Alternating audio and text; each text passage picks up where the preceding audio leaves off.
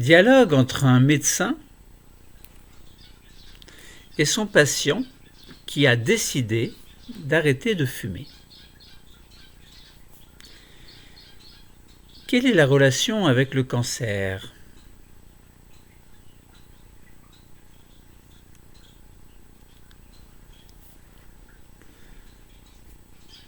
Écoutez, Doc, j'ai une bonne nouvelle à vous annoncer, une excellente nouvelle même. Ah oui ? Dites-moi tout, mon cigare. Alors, mon cigare, c'est le nom du patient.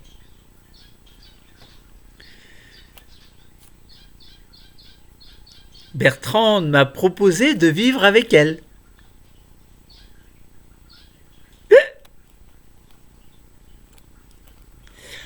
Oh, vous vous êtes enfin décidés tous les deux ?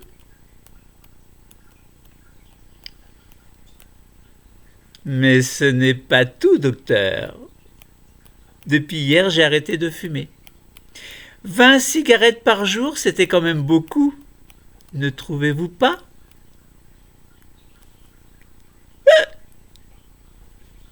Docteur. En voilà une bonne nouvelle, mon cigare. Mais dites-moi, votre Bertrande, elle fume aussi, non ? Oui. 40 cigarettes par jour, vous n'imaginez même pas l'odeur dans l'appart. Une délicieuse tentation qui te supplie de revenir fumer. Oui, je comprends. Et votre boulot, ça donne quoi ? Depuis un mois que je fabrique du coke. C-O-K-E. Sans hôte en plus. Sans hôte. Heureusement, on va fêter ça avec un méga barbecue ce soir. Oui, un méga barbecue ce soir.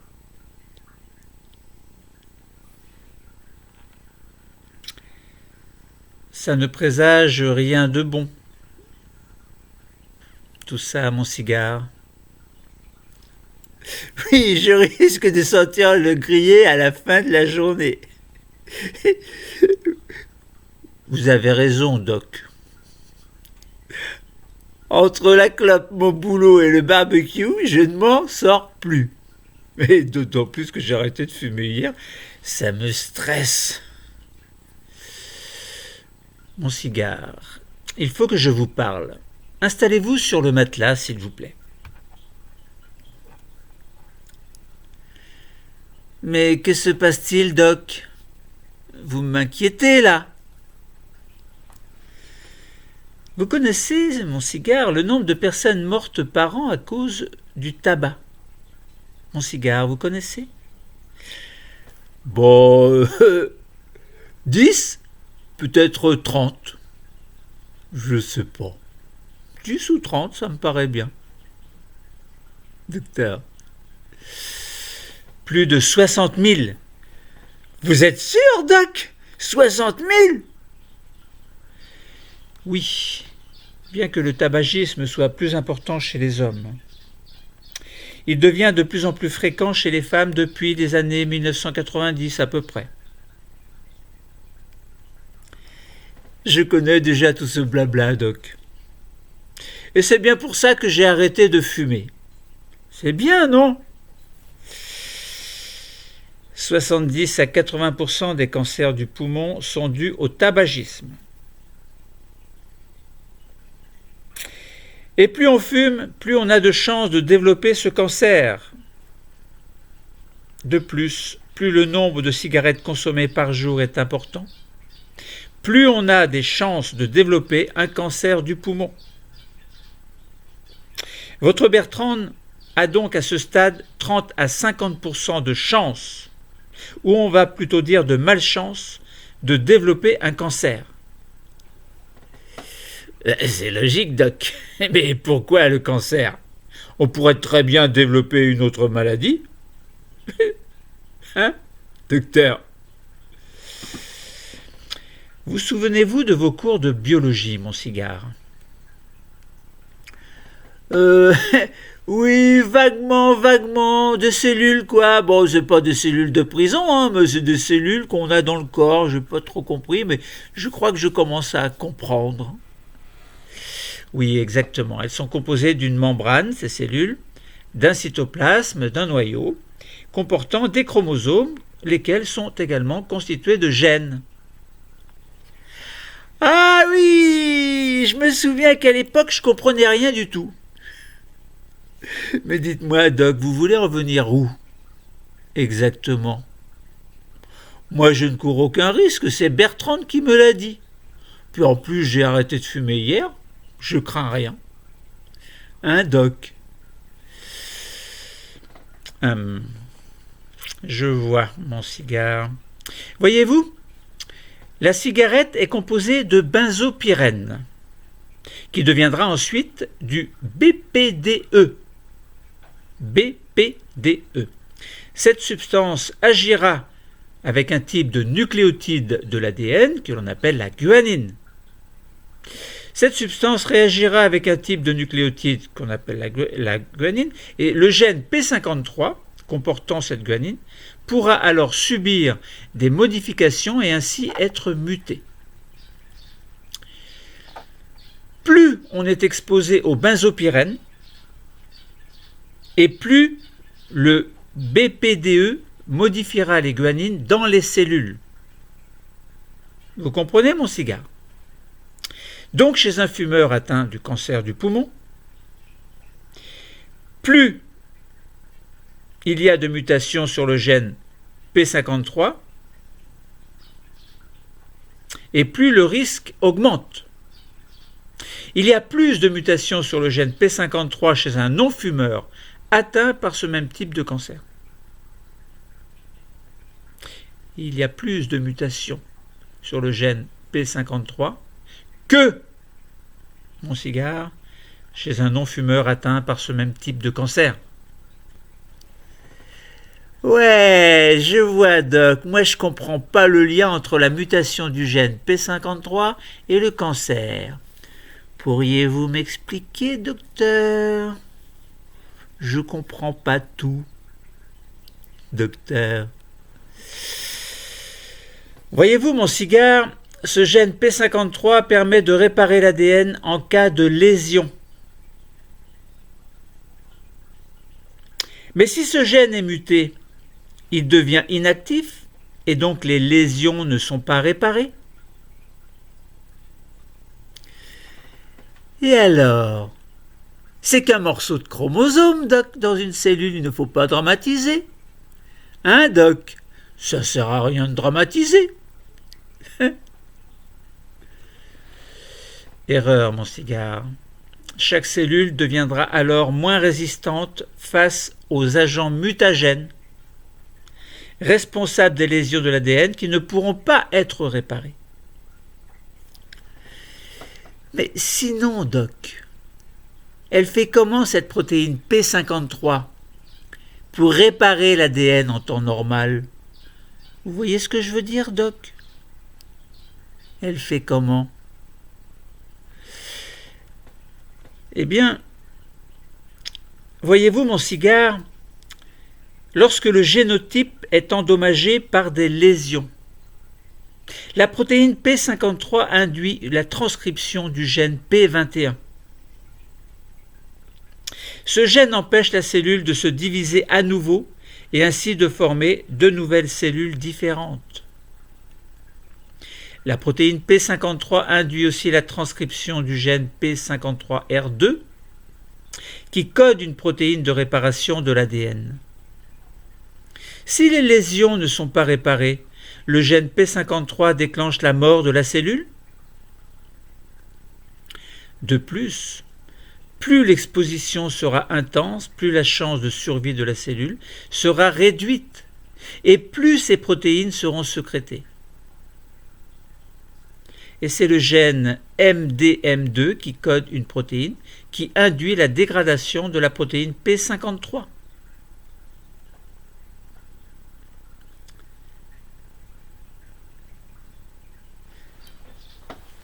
Docteur, c'est bien compliqué tout ce charabia, Doc. Mais je vous suis toujours, Doc. Donc sans ce gène, ça se passe comment en fait? Hein? Ça se passe comment? Eh bien voilà mon cigare. Les agents cancérigènes tels que les UV ou les substances du tabac, comme par exemple le benzopyrène, vont endommager le génotype de la cellule. Celle-ci va quand même continuer à proliférer, mais cette fois-ci avec toutes les mutations subies à cause de ces agents mutagènes. Et donc la mutation rendant le gène P53 inactif augmente les chances de développer un cancer. Ah, Doc, mais du coup il va y avoir de plus en plus de cellules mutées, si je comprends bien. Bravo mon cigare, c'est exactement ça, et ces cellules mutées vont se multiplier de manière incontrôlable. Bah ouais. Si vous le dites. Mais pourquoi, Doc? Vous savez pourquoi, vous? Les récepteurs aux facteurs de croissance présents sur la membrane de la cellule vont s'exprimer de plus en plus. La protéine RAS présente dans le cytoplasme va alors s'activer de plus en plus, et ceci induisant l'accélération de la transcription de gènes induisant les divisions cellulaires dans le noyau.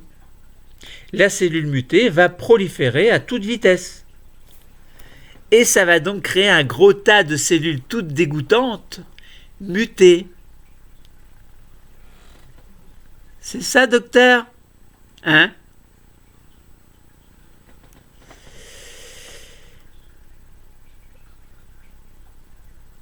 Oui, mon cigare.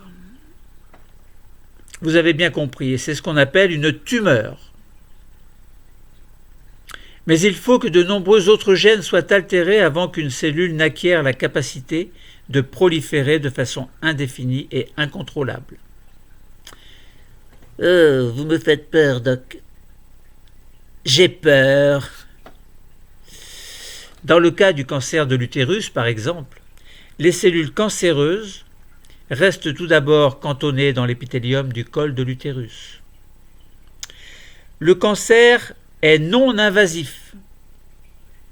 À un stade plus avancé,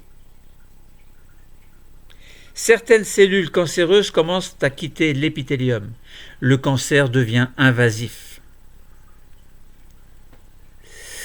Mais au pire, docteur, on retire cette saleté de tumeur. Non? On retire cette saleté de tumeur de cellules cancéreuses et on n'en parle plus. Le problème est réglé, n'est-ce pas, docteur? Ce n'est pas si simple, mon cigare. En réalité, si le cancer n'est pas dépisté assez tôt, certaines cellules cancéreuses vont rejoindre la circulation sanguine. Elles seront souvent stoppées au fil de fins capillaires, du foie ou des os par exemple, et où elles formeront de nouvelles tumeurs appelées métastases. Donc ça se répand dans tout le corps après, docteur, et ça forme des métastases. C'est ça, doc? Oh. Exactement, mais ce n'est pas tout, mon cigare. Les cellules tumorales sont capables de stimuler la formation de vaisseaux sanguins. Cette irrigation sanguine est indispensable à la croissance de la tumeur. Elle devient alors de plus en plus importante. Donc, doc, ça va pas tout ça. Donc, si je comprends bien, il existe différents stades. Lorsque la tumeur se forme, puis lorsqu'elle commence à s'étaler un peu partout. Vous voyez, doc, j'ai bien compris. Et enfin, lorsqu'elle passe dans le sang pour former des métastases. C'est bien ça, doc? Vous m'étonnez, mon cigare. C'est exactement cela. Vous voyez, vous avez des connaissances. C'est pourquoi il est important de s'exposer le moins possible aux agents cancérigènes ou en détectant les signes d'alerte du cancer afin de le stopper le plus rapidement possible. Ouais, Doc, je vois. L'agent cancérigène, le benzopyrène, et tout ça. Présent dans la cigarette, par exemple. Mais le dépistage, ça ne sert plus à rien si j'ai arrêté de fumer, Doc. Je crains plus rien, hein, Doc? Hein, Doc? Réfléchissez, mon cigare. Certes, vous avez arrêté de fumer hier, mais vous fumiez encore avant hier et les autres jours d'avant. Vous pouvez très bien en être au premier stade du développement du cancer, sans vous en apercevoir, et cette tumeur, une fois installée, continuera de proliférer, même si vous avez arrêté de fumer hier, puisque vous l'auriez attrapé avant. Mais c'est pas juste, Doc, puisque j'ai fait l'effort d'arrêter. Ah, mon cigare, les maladies ne sont pas une question de justesse. Nous ne sommes pas tous égaux devant le mal, surtout en matière de prévision. Prévision et aussi en matière de bon sens, face au choix de la vie. Vous avez choisi de fumer. J'ai choisi de ne pas fumer. Est-ce que ça veut dire pour ça que j'ai plus de chances que vous de ne pas mourir? Ou de malchance, ou de chance? Appelez ça comme vous voulez, mon cigare. Quoi qu'il en soit, plus le cancer est dépisté tôt, plus vous aurez de chances de vous en sortir vivant. Prenons l'exemple du cancer du côlon. Vous avez 90% de chances de survie si vous le dépistez lorsque la tumeur reste très superficielle que lorsque les métastases se sont déjà formées. Ah, mais ces cellules cancéreuses ne sont pas que de simples cellules désordonnées, difformes, impossible de se ranger entre elles correctement. Elles me dégoûtent. Il faut de la discipline dans la vie, docteur. De la discipline, je vous le dis. Regardez les militaires qui sont bien rangés. Jamais ils ne se font tuer. Ils obéissent tous aux ordres. Jamais ils ne se font tuer.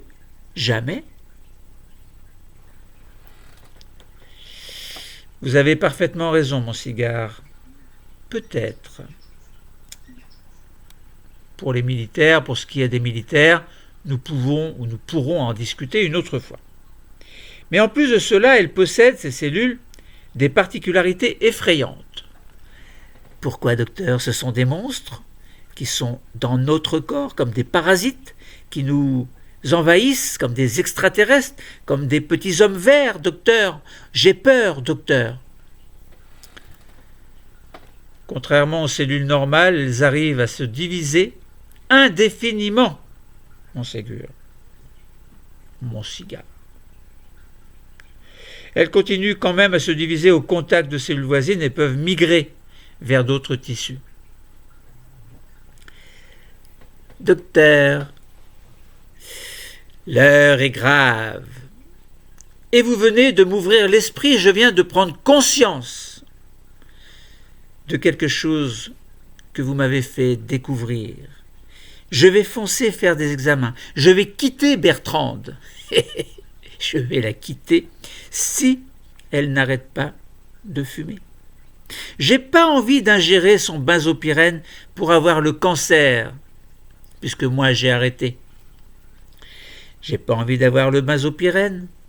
J'ai pas envie d'avoir le cancer, docteur. Et ce benzopyrène, il est utilisé aussi dans la coquerie, et moi je travaille dans la coquerie, où j'utilise le benzopyrène. Je vous avais bien dit que travailler sans hôte ne me donnait pas bonne conscience la fois d'avant où je vous ai vu. Alors docteur, si j'ai arrêté de fumer hier, j'ai pas de benzopyrène qui vient de la cigarette, docteur.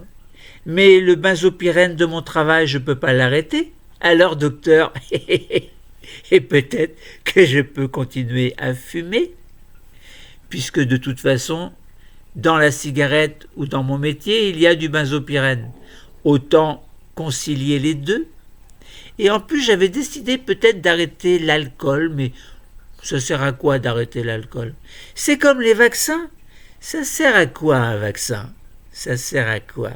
Hein, docteur? Vous pouvez m'expliquer, ça sert à quoi? Filez donc, mon cigare, et tenez-moi au courant S'il vous plaît, revenez me voir la semaine prochaine. Nous en reparlerons du vaccin si vous le voulez bien. Bye, docteur, bye. Allez, allez, mon cigare, filez, filez, allez-vous-en. Et bon retour et bonjour à Bertrande si vous la voyez.